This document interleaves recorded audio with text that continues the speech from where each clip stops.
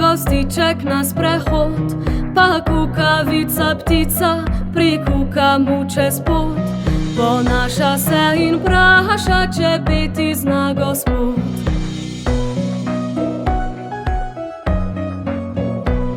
A sivec ni plašljivec, strašiti se ne da. Postavi se v goščavi, zarove svoj IA.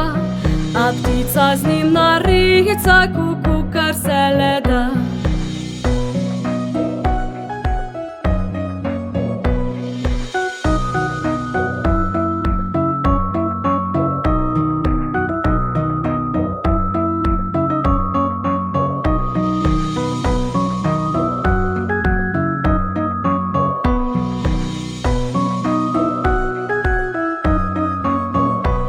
Kričala, tekmovala, kdo bolj in dar zdrži.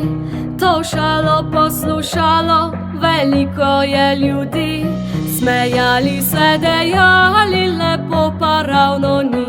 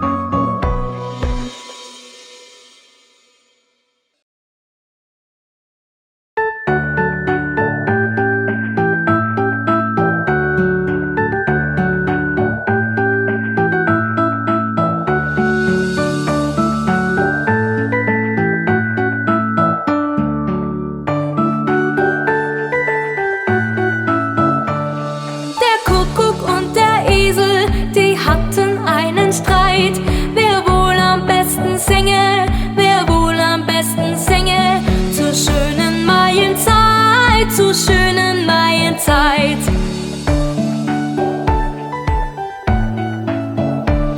Der Kuckuck sprach, das kann ich, und fing gleich an zu schreien.